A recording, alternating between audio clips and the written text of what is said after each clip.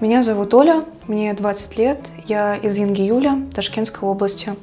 Я являюсь студенткой второго курса по направлению разработка ПО. И также я параллельно работаю иллюстратором и графическим дизайнером. Областью моей деятельности является разработка игр, иллюстрация, графический дизайн, работа с инсталляциями и искусство в общем. Особенно в моем сердце осталась разработка игр. Перед поступлением в университет, еще в школе, я очень сильно увлеклась разработкой инди-игр.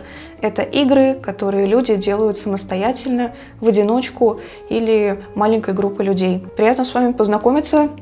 В этом уроке я хотела бы дать вам вводную информацию в разработку своих инди-игр. На какие этапы делится разработка игры? Это задумка, другими словами, концепция или концепт. Это сценарий, это графика, это звук, это работа с самим движком и тестирование игры. Что такое задумка, концепция и для чего она нужна? Она нужна для того, чтобы понять, какая игра будет вообще, ее основная идея, ее основная графика, ее основные звуки. Для этого люди обычно собирают мудборды. Мудборд, с английского mood — настроение, board — доска. По сути, это какой-то набор картинок, который описывает вашу идею для игры, или это список каких-то музыкальных композиций или даже звуков, которые тоже описывают вашу задумку игры. Также обычно мудборды собирают тогда, когда не знают, как будет выглядеть их игра. Мудборды очень помогают определить концепцию игры. Например, я собрала мудборды для своих игр. Они, думаю, появятся на экране. Собрать свои мудборды из графики вы можете с помощью просто сохраненных картинок из галереи или с помощью приложения Pinterest. Оно бесплатное, оно есть как на телефонах, так и на компьютерах. Либо, если позволяют ресурсы, то можно сделать вырезки из старых ненужных журналов, газет и сделать свой графический мудборд из этих материалов. Также можно составить плейлист с музыкой, которая описывает вашу задумку игры. Я, например, взяла альбом одного из моих любимых исполнителей. Создав мудборды, я лучше поняла, какова задумка моей игры. Я сделала мудборды на основе своих рисунков и в Пинтересте. Я делаю свои рисунки в размышлениях о своей жизни, поэтому и тема получилась соответствующая. Тема звучит как фокус на своих чувствах при принятии решения. Я бы хотела визуализировать этот процесс за счет игры. Часто при работе с интуицией люди обращаются к гаданию на картах Таро. Именно поэтому мои персонажи основаны на нескольких картах из этой колоды. Также учитесь гуглить и задавать вопросы. Попробуйте из своего непонимания сформулировать вопрос и забить его в поисковик. Это очень важный навык в процессе обучения разработки игр. Теперь ясно, что такое концепция игр, для чего она нужна и как ее делать. Теперь, когда у игры есть концепция, осталось ее только реализовать. Игра — это вещь, которая создается внутри игрового движка, а игровой движок является аналогом мастерской.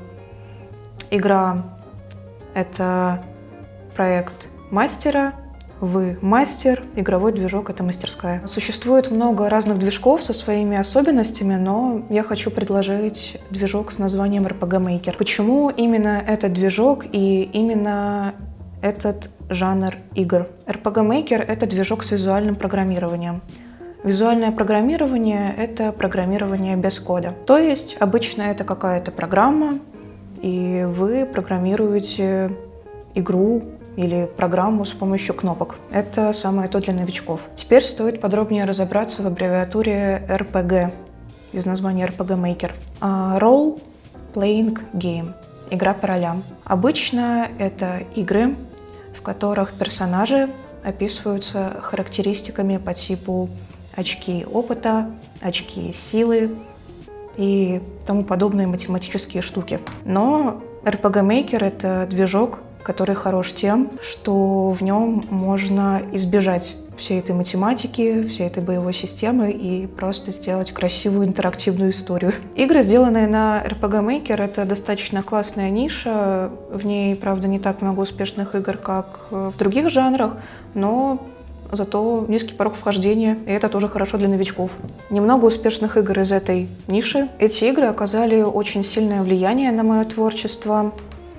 И также, мне кажется, очень интересным то, что авторы этих игр находятся в разных точках мира. Все эти игры сделаны по примерно похожим темам.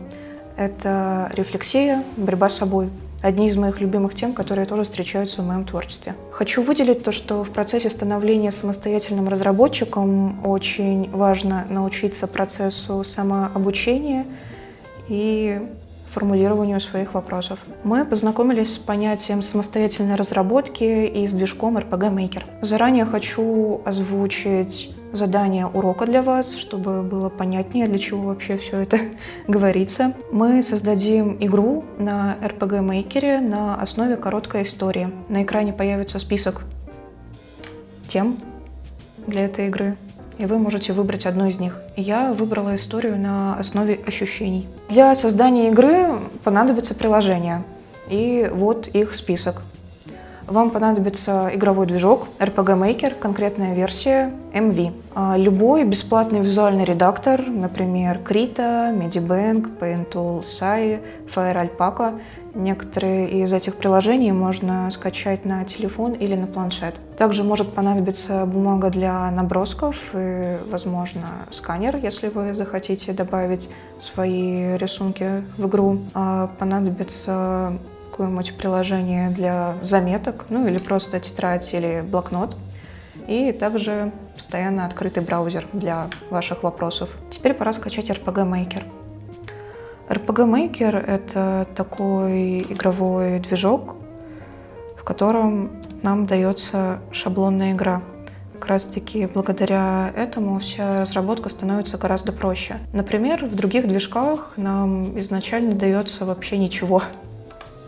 Поэтому этот шаблон приходится делать самостоятельно. Загрузите движок на диск самым большим количеством места, скачайте конкретную версию MV и учитывайте то, что у этого движка бесплатный период 20 дней. Вы можете скачать RPG Maker по ссылке в описании. Мы узнали, что нужно для создания игры, и скачали игровой движок. На какие этапы делится разработка игры?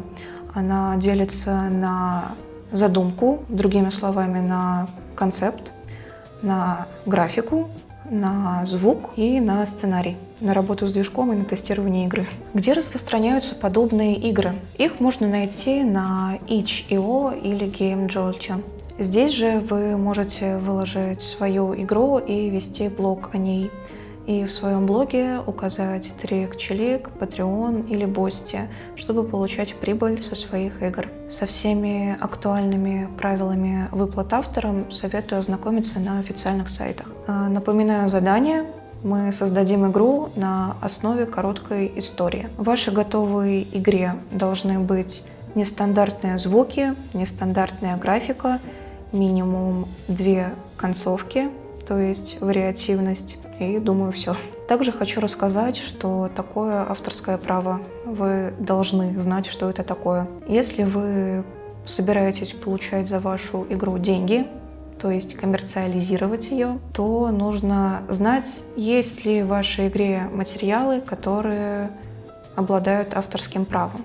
То есть сделаны ли эти материалы другими людьми и разрешили ли эти люди пользоваться этими материалами. По сути, авторское право — это юридический термин, который описывает права авторов на их художественные, литературные и прочие произведения. Но если вы не собираетесь продавать свою игру, то не думаю, что можно беспокоиться об авторском праве. Пора запустить движок. У вас появится это окно. Нам будет нужно только нажать на кнопку Continuum. Это означает продолжить. После этого у вас начнет запускаться движок. Наверху окна есть 2 горизонтальных меню. Одно текстовое, а другое состоит из картинок. Первое меню более подробное, а второе более краткое и емкое, но оба одинаковы по функциям. Я создам новый проект, на основе которого буду выполнять задания. Назову проект как-нибудь красиво. И не забывайте путь к папке с игрой. Во время разработки эта папка будет активно использоваться, потому что именно из этой папки движок достает графику и звук для игры. Я выбрала папку, и теперь я могу создать новый проект. На экране появилась карта. Посередине находится игрок. Вся карта разделена на плитки. Как я уже говорила ранее, нам дается уже готовая игра «Шаблон», которую мы будем видоизменять в процессе разработки. Если вы нажмете на этот значок, он называется Play, то игра запустится. Это стандартная заставка, ее можно будет убрать в настройках потом.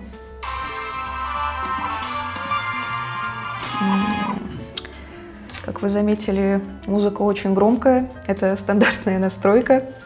Ее тоже можно поменять в процессе разработки.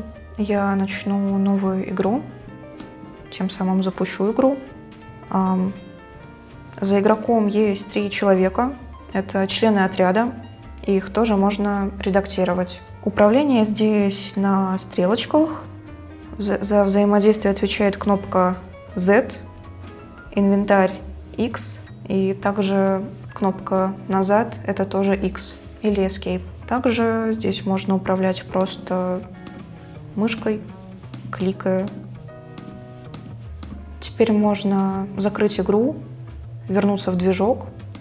Я показала вам, как примерно выглядит то, что у нас получится. Повторяю, опять же, это шаблон. Мы будем его очень сильно видоизменять. Слева есть 2 окна с картинками и со списком. А между этими окнами 4 вкладки. Если на них тыкать, то картинки меняются.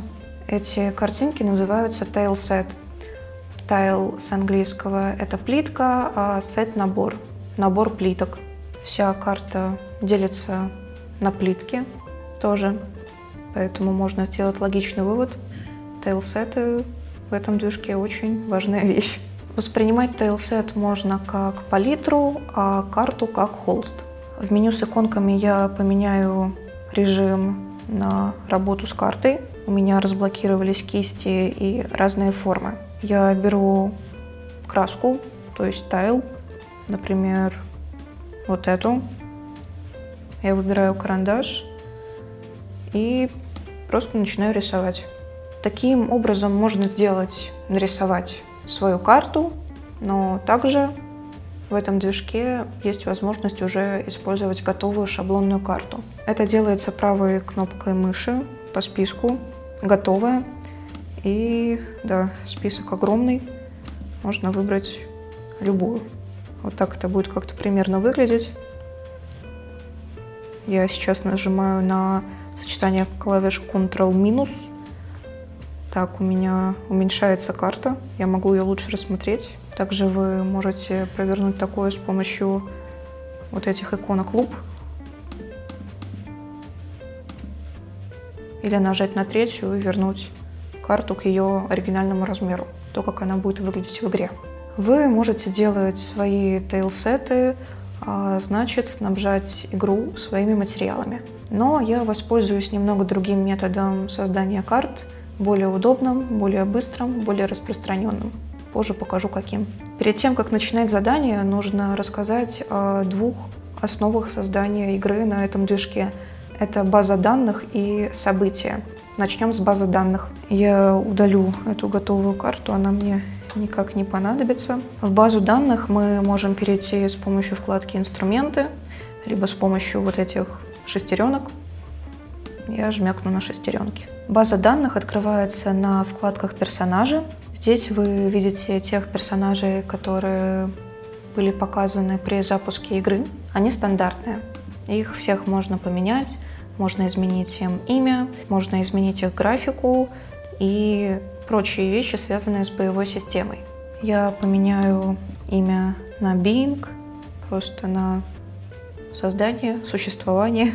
И графику я тоже поменяю, но немного позже, когда загружу всю свою графику, все свои звуки, музыку, проще говоря, все свои материалы. Но сейчас подробнее о вкладках базы данных. Здесь есть очень много вкладок, отвечающие за боевую систему.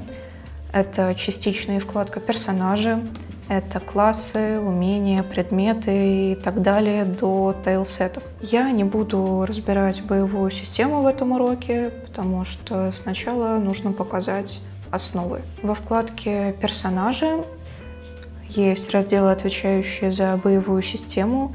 Это начальная экипировка, это класс, это начальный уровень и прочие настройки. Я бы даже сказала, все настройки, кроме имени и графики персонажа. Хочу показать вкладку «Анимации» как пример возможностей самого движка.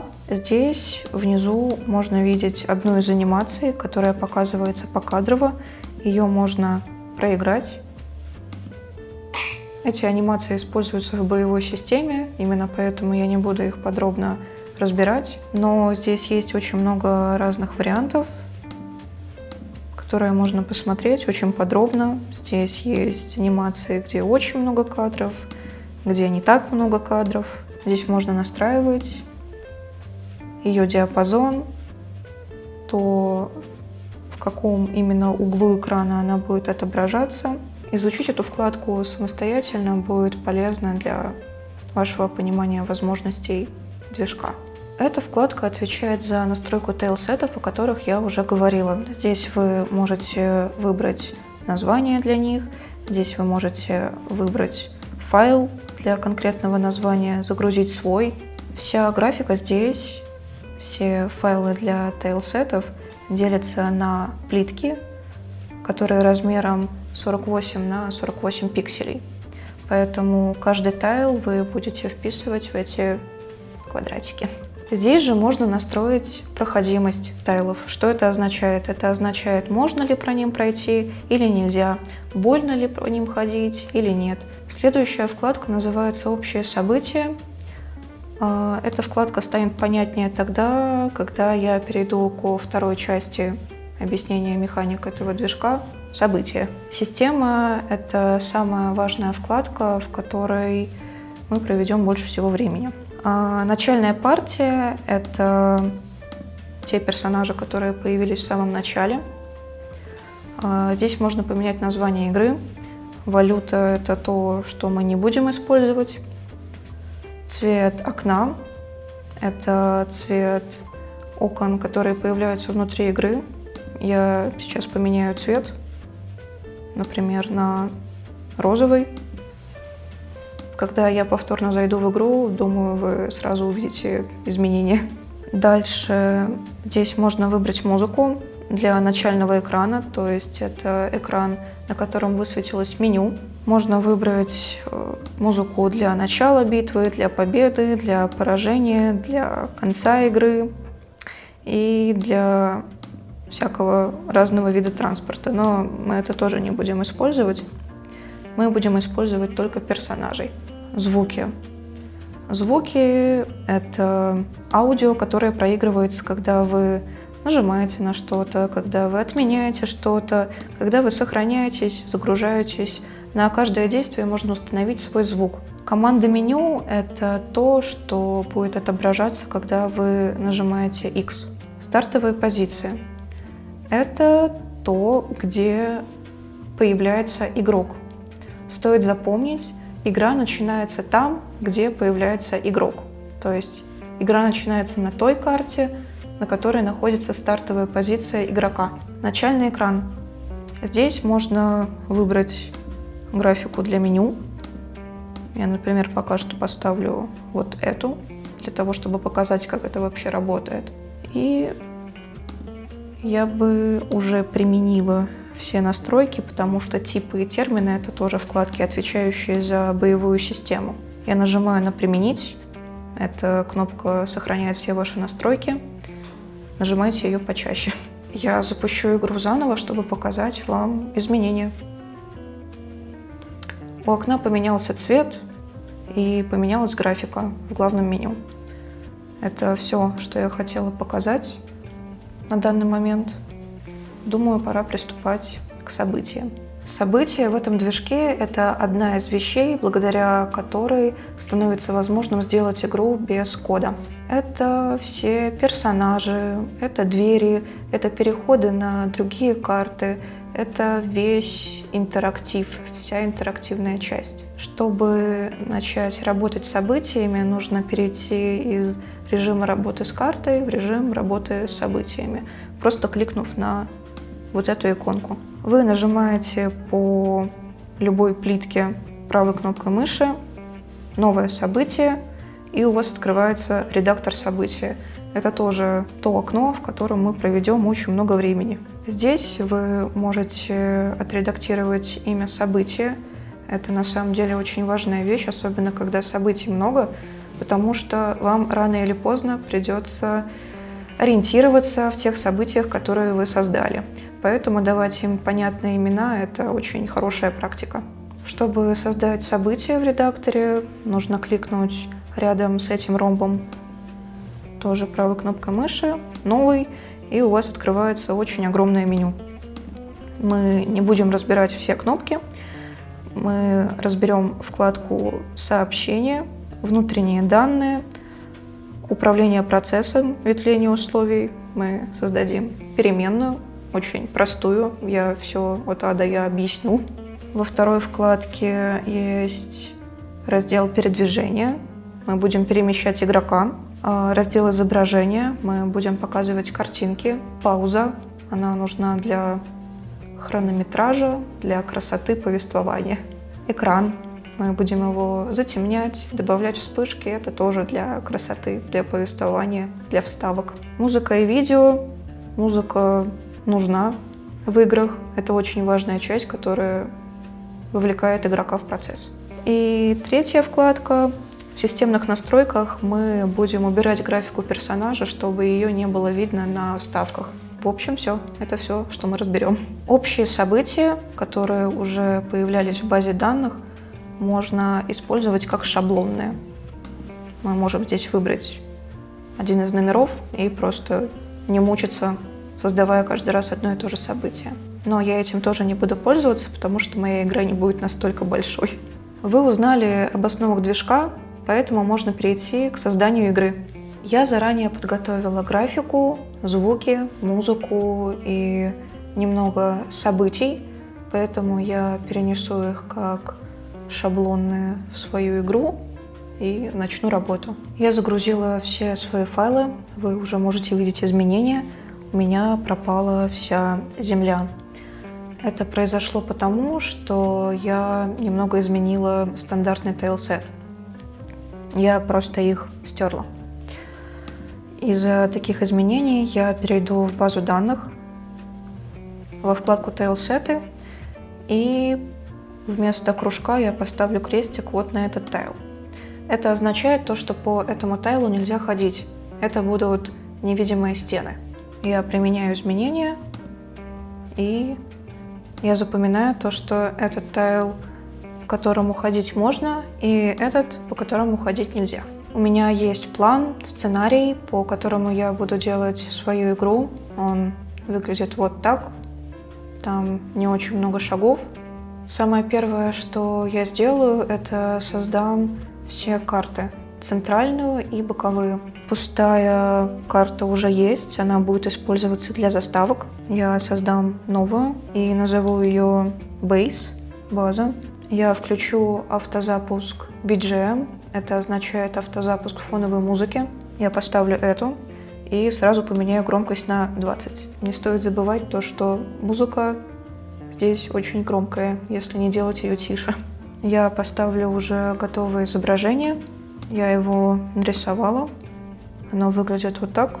Я просто выбираю его из списка и нажимаю ОК. Теперь стоит разобраться, как вообще закидывать графику и музыку в папки, как работать с папками. Переходим в папку с нашей игрой. У нас открывается такой вид на несколько папок. Аудио, дата, fonts, icon, image, jazz, movies и save. Нам понадобятся не все эти папки, только несколько. Это аудио, то есть звуки, музыка. Это fonts, это шрифты, весь текст, то, как он будет выглядеть. Это icon, по сути, это просто иконка самого приложения. Позже покажу, что это именно значит. Image — это вся графика внутриигровая. Мы будем все картинки, все анимации персонажей загружать именно в эту папку. Movies — это папка для видео. Вы можете проигрывать свои видео внутри игры. И все. Это все папки, которые нужны для того, чтобы загружать свои материалы в игру. Давайте начнем с папки Image, потому что я показала фон, карту игры, заранее отрисованную. Давайте я вам покажу, где это вообще находится. Фоны находятся в папке Parallaxes. Вы скидываете сюда картинки в формате PNG и размером 816 на 624 пикселя. Не обязательно этот размер, просто он является стандартным.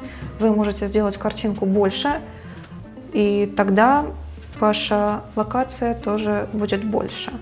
Вы сможете по ней ходить, экран будет передвигаться, но так как моя игра не такая большая, мне хватит и стандартного размера. Размер карты вы можете настроить здесь, в свойствах карты.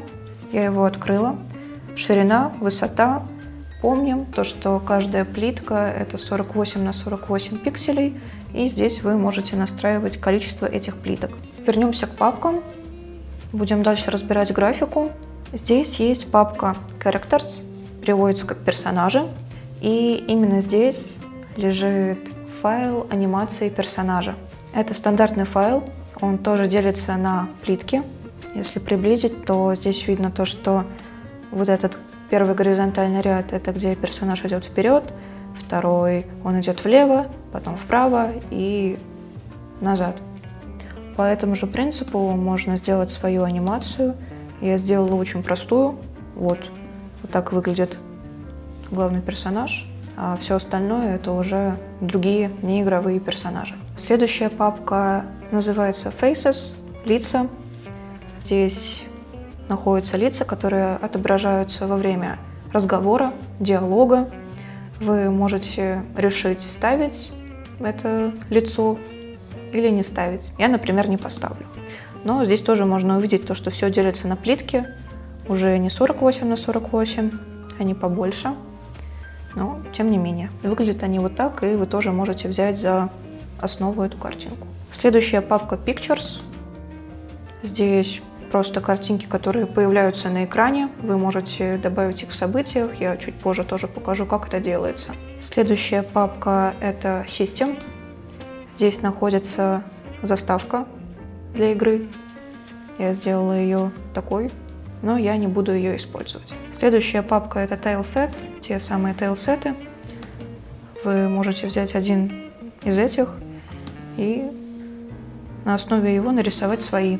С графикой все, остаются только шрифты и аудио, там уже не настолько большие папки. В аудио есть 4 папки: BGM, BGS, ME и SE. Background Music, Background Sounds, Music Effects и Sound Effects.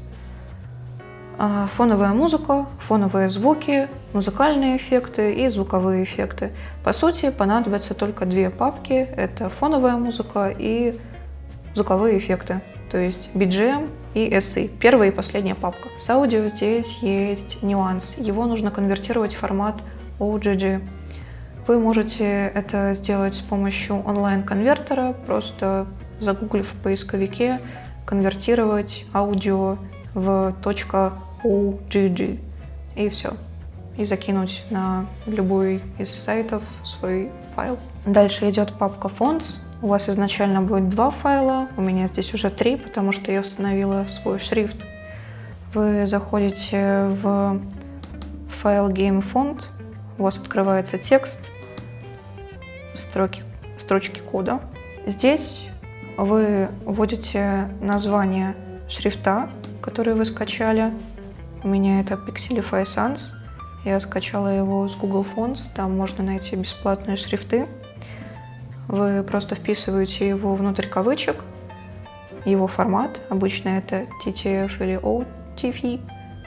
И все, вы установили свой шрифт. Нужно также не забыть перекинуть сам файл шрифта в папку Fonts. Следующая папка — это Icon. Она самая простая. Здесь просто есть иконка игры. Когда вы ее запускаете, в окошке в ее левом верхнем углу появляется вот эта маленькая картинка. Ее тоже можно заменить при желании. Итак, я разобрала все папки. Теперь понятно, как загружать графику, музыку и даже видео. Я продолжу создавать карты, а потом перейду к добавлению анимации своего персонажа. Новое.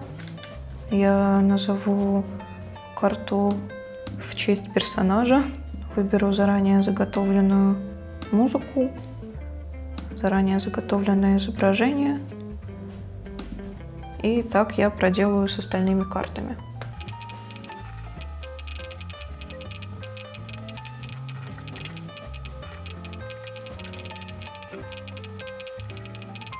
Я создала все карты.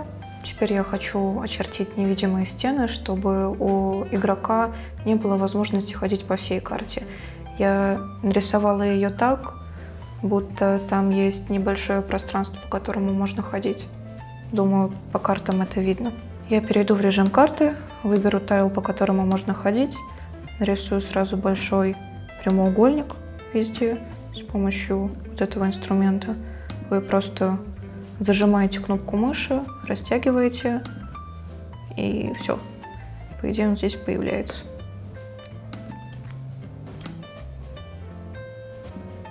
Теперь я возьму карандаш, выберу непроходимый тайл и начну рисовать.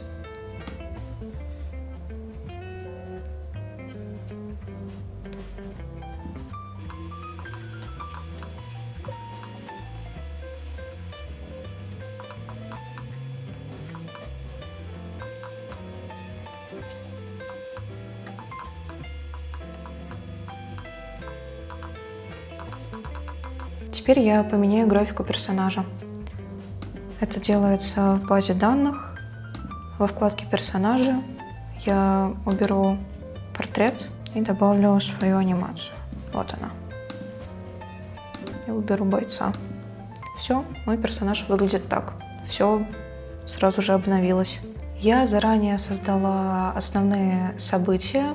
Я заранее создала все основные события, за счет которых мы имеем вариативность и разные концовки. Также я создала с помощью событий переменную, которая автоматически запускается и умеет считать. Изначально на ее счету 0 очков, но каждый раз, когда мы говорим с одним персонажем, 1 очко добавляется на счет этой переменной.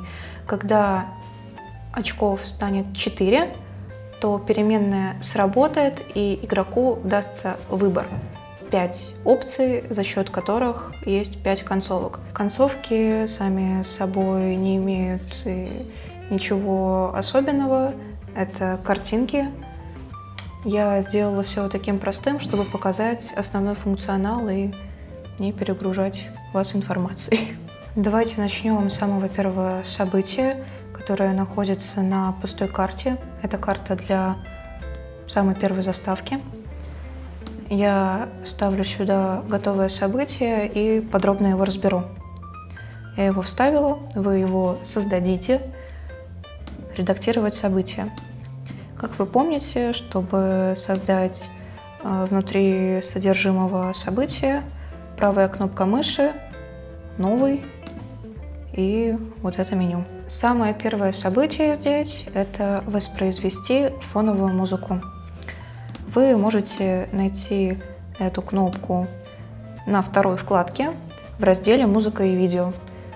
Я нажимаю на кнопку «Воспроизвести BGM» и выбираю ту, которую я решила использовать для вступительной заставки. Она называется композиция «Интер». Я понижаю ее до 20%, чтобы она не была слишком громкой.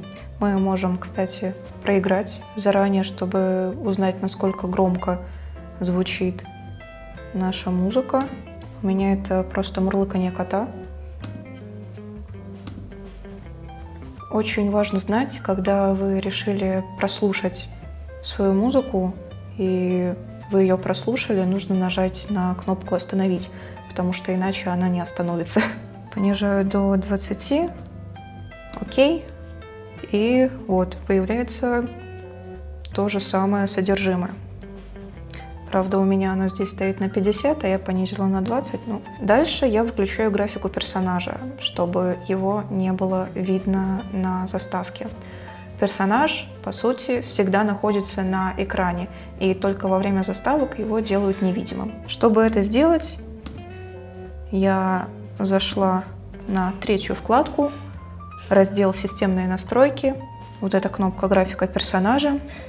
Я выбираю персонажа и просто нажимаю на «Нет», графики нет. Потом, когда мы решим снова показать персонажа, для этого нужно отдельное действие. Мы сделаем то же самое, только на этот раз мы выберем не «Нет», а анимацию персонажа, которую мы заранее подготовили. Дальше я затемняю экран для красоты, и чтобы картинка, которую я хочу показать, если вы видите, за затемнением экрана дальше идет показать изображение. Если экран не затемнять, то картинка будет просто появляться, хотя нужно делать это плавно. Ну, во всяком случае, в моей задумке так и должно быть, в вашей может быть иначе. Чтобы затемнить экран, мы переходим на вторую вкладку, раздел «Экран» и «Затемнить экран». Здесь нет никаких настроек, он просто затемняется и остается темным. Чтобы он перестал быть темным, нужно снова перейти в раздел «Экран» и нажать на «Проявить экран». Тоже никаких настроек, просто кнопка. Я уберу это. Экран затемняется, изображение показывается, и мы выжидаем 240 кадров, что означает выждать 240 кадров. Нажимаем на новый, вторая вкладка, раздел «Пауза», здесь всего лишь одна кнопка «Ждать». И здесь мы можем выбрать, насколько продолжительная будет наша пауза. Здесь написано то, что 1 секунда равна 60 кадрам. Значит, 2 секунды это 120 кадров, 60 плюс 60 и так далее. Здесь я проявляю экран, я уже говорила, что это такое. И пока мы не ушли слишком далеко, я хочу показать вам, как выглядит все то, что я описываю. Я не убрала отряд, поэтому они там появились. Вот показывается та самая картинка, перед ней было затемнение экрана, так как локация карта пустая, она вся черная. Дальше оно затемняется, выжидается, и только потом начинаются какие-то действия. Давайте дальше разбирать, что есть в этом событии. Мы заметили то, что отряд все еще видно, поэтому я перейду в базу данных и удалю всех персонажей. Я нажимаю на персонажа, а потом на клавишу Delete.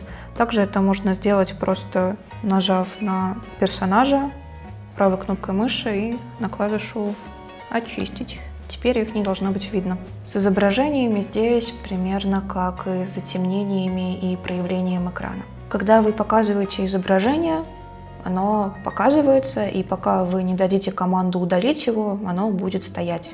Поэтому здесь видно то, что здесь выжидается, проявляется экран, дается пауза, чтобы игрок рассмотрел изображение, экран снова затемняется, дается пауза, удаляется изображение и проявляется экран с другим изображением.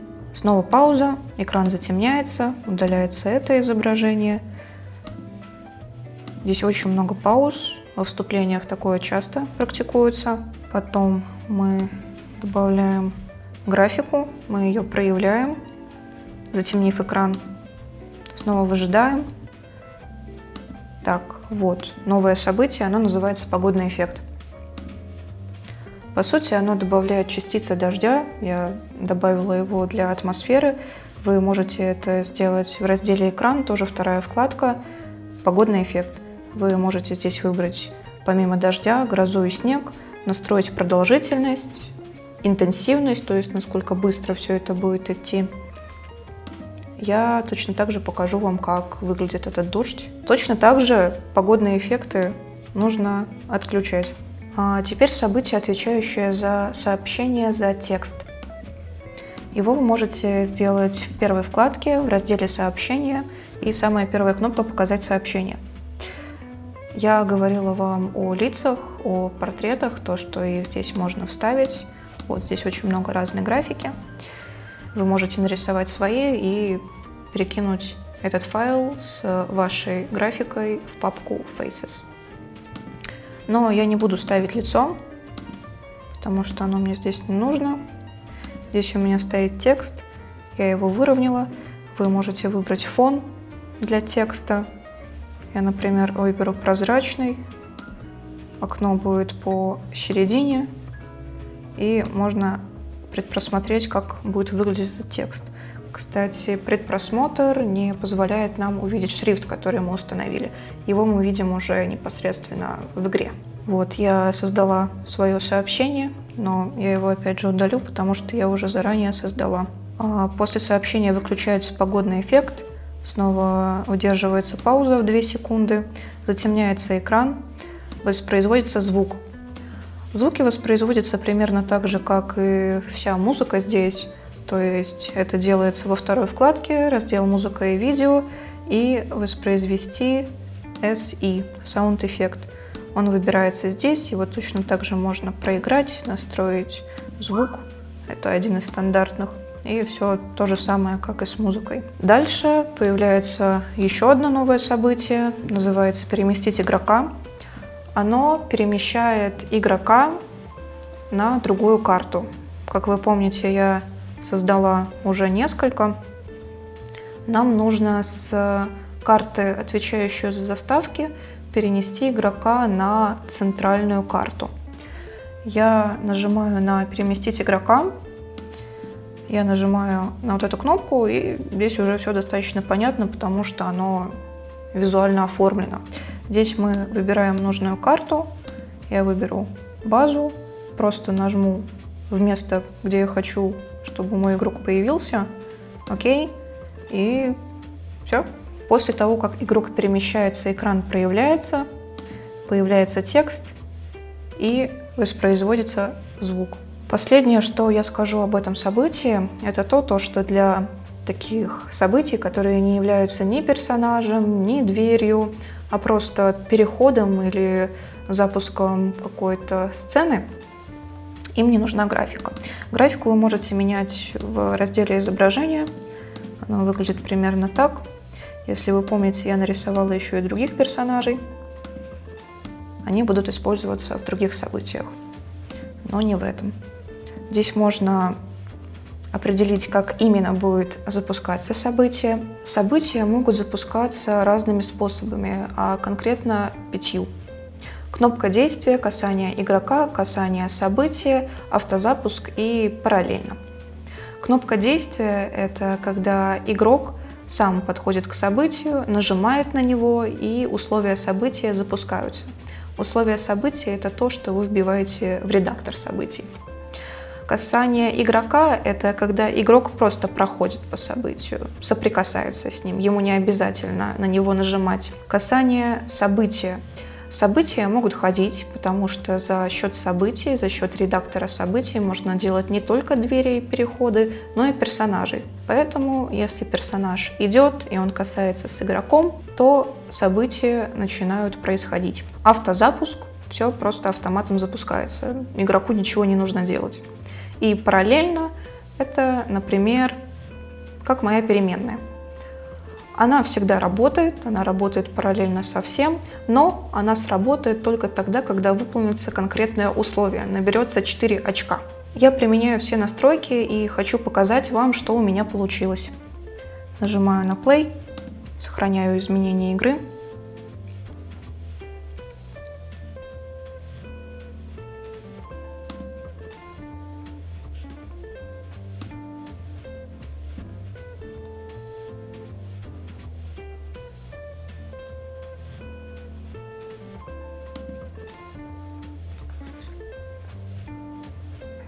Я кликаю, чтобы пропустить текст. Он не уйдет, пока вы не кликнете. И вот мы уже можем ходить, но пока не можем переходить в другие локации. Я установила прочие события, потому что мы уже разобрали самое первое, одно из самых главных. Думаю, дальше будет легче. Давайте разберем с самого начала самое сложное. Это то самое событие с переменной. Вот оно. Оно очень большое, здесь очень много разных условий. Давайте разберем его пошагово. Чтобы создать такую переменную, нужно зайти в первую вкладку в раздел «Управление процессом». Кнопка называется «Ветвление условий». Мы отмечаем переменную. Пусть это будет 001, не столь важно. Такая нумерация нужна только если у вас очень большая игра, там очень много переменных, условий и логики. Постоянное – это то, с каким количеством очков ваша переменная появляется. У меня это, естественно, будет 0, потому что мне нужно, чтобы условия активировались тогда, когда игрок поговорит со всеми 4 персонажами, то есть заработает 4 очка. Я создам ветвь иначе, это делается всего лишь одним нажатием сюда. Для чего нужна эта ветвь? Я создам и покажу вам более наглядно. Вы видите то, что здесь есть 2 ромбика во всем этом событии. И получается, у нас теперь есть 2 условия. Если переменная будет равна 0, то вот здесь будут проигрываться те условия, те события, которые вы выберете. А вторая ветка условий нужна в том случае, если игрок еще не выполнил условия переменной, то есть не набрал 4 очка. Вы можете просто добавить сюда событие «Завершить выполнение». То есть каждый раз, когда у игрока нет 4 очка, это событие просто не проигрывается, оно просто завершается. Если этого не сделать, то тогда переменная может и не сработать. Возвращаюсь к готовой переменной. Здесь видно то, что первое условие, если переменная номер 1 равно 4, то игрока перемещает, сейчас я покажу, куда перемещает, на карту для заставок, та самая пустая. У игрока отключается графика, затемняется экран, выдерживается пауза в 360 кадров. И игроку показывается выбор. Мы не разбирали, что такое выбор.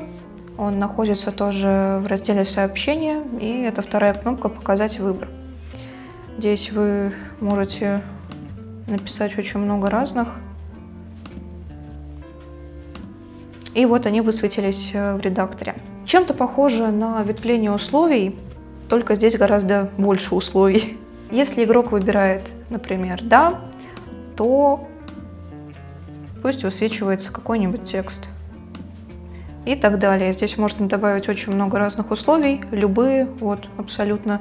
Меню высвечивается то же самое. Я удалю этот выбор и покажу шаблонный. Каждая опция соответствует каждому персонажу, их всего 5. И при выборе, давайте посмотрим, что будет при выборе. Например, вот это. Затухание фоновой музыки. Что это значит? Ну, это значит то, что фоновая музыка потихоньку перестает играть. Как это можно сделать? Давайте теперь разберем шаблонные выборы. Каждый выбор, их здесь, напоминаю, 5, сделан по примерно одному и тому же образу. Я вам потом это покажу. После того, как мы выбираем, например, первую опцию, происходит событие затухания BGM, то есть затухание фоновой музыки. Что это такое? Фоновая музыка постепенно перестает играть. Там очень плавный переход происходит. Как это сделать? Вторая вкладка, раздел «Музыка и видео», затухание BGM. Здесь выходит только одна настройка, это продолжительность, и она измеряется в секундах. Я, например, поставлю 3, и вот все, оно появляется. Оно глушит фоновую музыку, которая играет в данный момент. Я это уберу. После этого затемняется экран и начинает играть фоновая музыка, которую я специально выбрала. для каждой концовки. Выжидается, показывается изображение, проявляется экран, экран затемняется, изображение удаляется, и снова затухание фоновой музыки, потому что я снова ее включила. После того, как нас перекинуло в главное меню, событие завершается и переменная отключается. Как это делается? Это делается в первой вкладке в разделе «Переключатель». Мы просто выбираем переменную и нажимаем «Выключить». Зачем это делается? Для того, чтобы при запуске новой игры все обнулилось и условие, где у нас высвечивается выбор, не запустилось сразу в начале игры, а снова как при первом прихождении, в конце, при получении 4 очков. И помимо того, что я ее выключаю, я также ее обнуляю.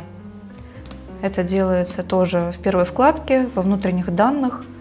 Я нажимаю на кнопку «Переменная» и вот в этом поле обнуляю ее, просто добавляя ей значение 0. Вот и все. Остальные выборы, они абсолютно идентичные. Здесь просто меняется музыка и картинки. Тут точно так же все затемняется, затухается фоновая музыка, выдерживаются паузы. Просто, опять же, здесь разная графика и разное аудио. Я добавила это событие во все комнаты, абсолютно во все, потому что я не знаю заранее, каким именно маршрутом пойдет игрок, поэтому я поставила это везде на всякий случай. Это событие работает параллельно, я уже объясняла, что это такое. То есть оно начнет выполняться только тогда, когда условия будут выполнены. Как же сделать так, чтобы при разговоре с другим персонажем на счет перемены начислялось очко? Я перешла на другую карту. Здесь уже есть то самое событие, которое считает, и есть событие, которое разговаривает и добавляет очко на счет переменной. Я добавила анимацию этому персонажу, я ее отрисовала, я показывала, что это был за файл. Я хочу рассказать больше об анимации. Я хотела, чтобы мой персонаж двигался на месте, то есть проигрывается анимация, когда персонаж ходит, но при этом он не двигается с места. Для этого я в параметрах отмечаю анимация шага и двигается стоя. Также в автономном движении я выбрала тип движения, заданное. Я выбрала маршрут. Я просто здесь установила скорость, чтобы он шел, двигался быстрее, чтобы анимация выглядела более забавно. Также я изменила скорость здесь. Я повысила скорость настолько, насколько могла. И также здесь есть настройка частота. Здесь есть 5 опций. Самая низкая, низкая, нормальная, высокая и самая высокая. Это интенсивность, с которой меняется последовательность кадров. Также для персонажа я устанавливаю кнопку действия, чтобы игрок подошел, нажал на него и события персонажа начали проигрываться. Давайте посмотрим на содержимое этого события персонажа. Я включаю переменную. Я уже показывала как, покажу еще раз. С помощью раздела «Внутренние данные», «Переключатель» я выбираю переменную и включаю ее, чтобы счет начался. Я добавляю +1 к переменной. Как это делается? Внутренние данные, переменная.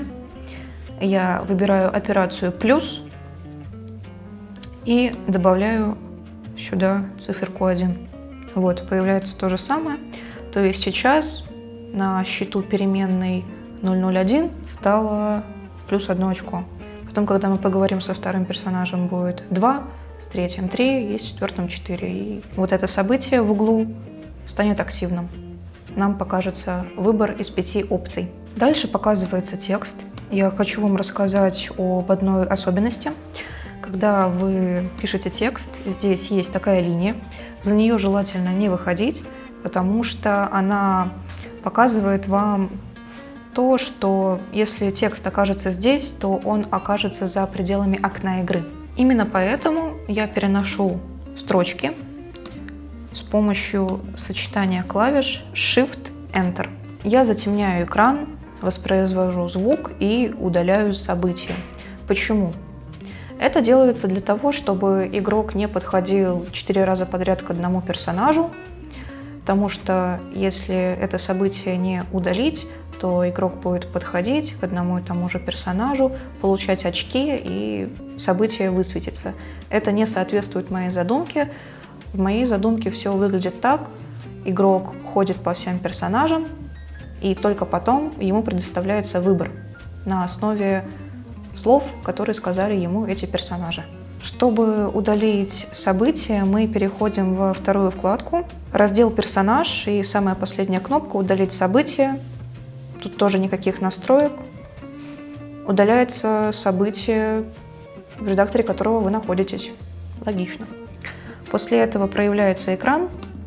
Этого персонажа больше здесь нет. И происходит вспышка. Это для эффектности. Сейчас я покажу, как это выглядит. Я сокращу свой путь. Я помещу игрока сюда. Как я тоже говорила ранее, там, где находится стартовая позиция игрока, там и начинается игра.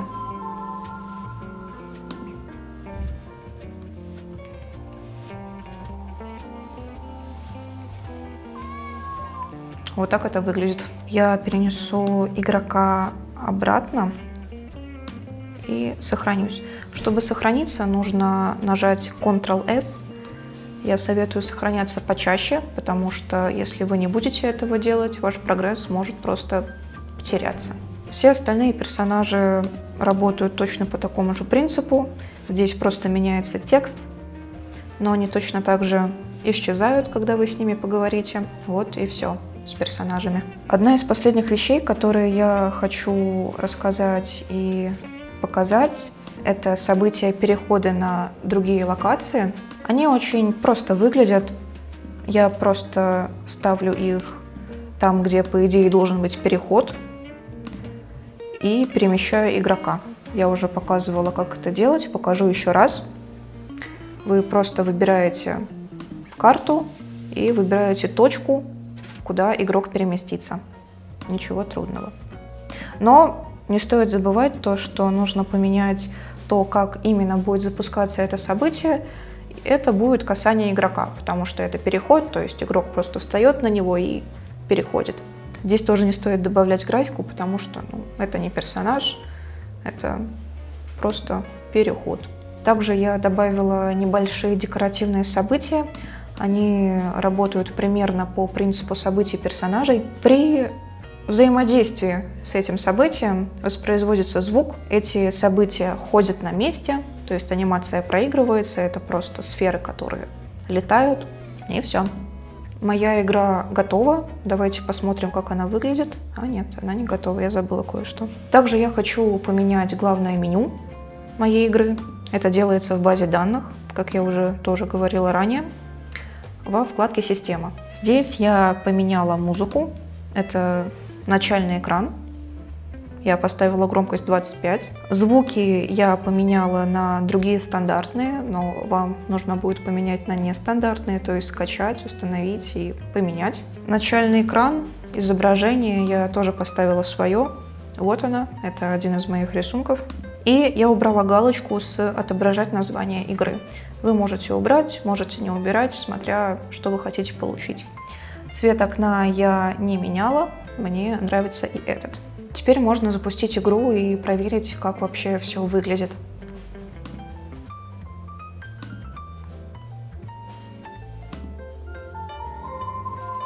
Картинка, музыка и тот самый цвет окна, который я не меняла. Он остался серым. С самого начала начинает проигрываться фоновая музыка, затемняется экран, показывается картинка. Потом затемняется экран, картинка удаляется. Графика игрока тоже в самом начале, ее не было, она отключена. Сейчас появится текст, графика игрока, погодный эффект. Я нажимаю на Z, чтобы пропустить текст. Затемняется экран, проигрывается звук, игрока переносит на центральную карту, и вот он здесь. Проигрывается текст, мы его пропускаем, проигрывается звук, и все, мы можем ходить. Здесь находятся те самые декоративные события, я к ним подхожу, и проигрывается звук. Точнее, я к ним подхожу, и я нажимаю на Z. У меня есть опция пойти в 4 разных места. Я пойду вниз.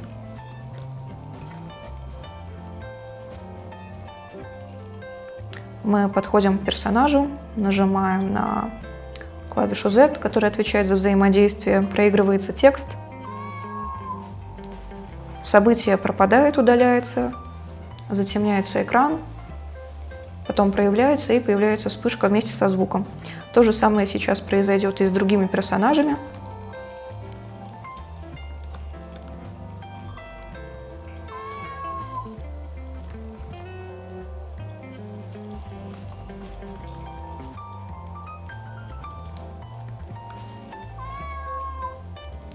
Вот я сходила ко всем 4.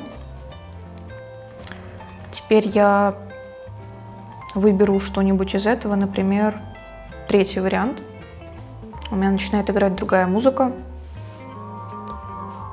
Показывается картинка. У нас есть время на нее посмотреть. И все. Такой небольшой игры хватит, чтобы изучить основной функционал движка. Мы изучили то, как можно показывать сообщения, делать переменные, делать выборы, ветвление условий, как переносить игрока на другие локации, как работать с папками, с материалами игры, как загружать анимации, в каких форматах это делается.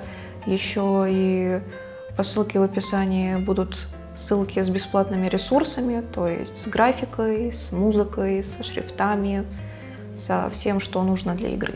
Эта игра будет в папке к моему уроку. Вы сможете самостоятельно в ней посидеть, поковыряться и лучше понять, как все устроено. Тем самым мы создали свою первую игру на RPG Maker. Хочу дать вам советы, которые мне помогли.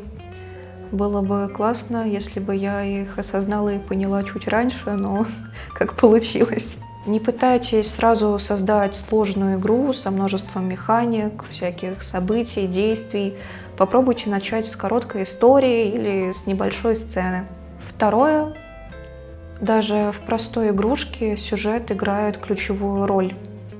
Продумать его было бы очень-очень хорошо. Третье. Создавать игру – это, в принципе, очень долго, даже если вы новичок. Поэтому не бойтесь ошибаться. Не бойтесь долготы этого процесса, советую наслаждаться им, все-таки по какой-то причине он стал вам интересен. 4. Это изучайте, экспериментируйте, пробуйте что-то свое. Я хочу вам рассказать, что такое плагины. Плагины RPG Maker MV, можете загуглить именно так. Они очень сильно усложняют и украшают игру. Каждому плагину есть свои описания. Не стесняйтесь смотреть, изучать, гуглить, как я уже тоже говорила ранее. В этом уроке было разобрано очень много разных вещей. Он не для одного просмотра, он для вас как заметка. Не стесняйтесь возвращаться к каким-то моментам, которые вам были непонятны. Все-таки разработка — это действительно долгий, сложный процесс, но тем не менее он очень интересный. Возможно, именно ваша игра станет очередной успешной, либо это будет очень-очень хорошим способом для вашей рефлексии. Например, для меня это так и было. Мы самостоятельно создали свою первую комплексную игру на RPG Maker. Создавайте свои игры и присылайте их на почту по ссылке в описании. Мы обязательно дадим свой фидбэк. Также в описании к этому видео есть папка, в которой я собрала полезные материалы по разработке игр и свою игру с этого урока. Всем всего хорошего, исполнения мечт. Спасибо за просмотр.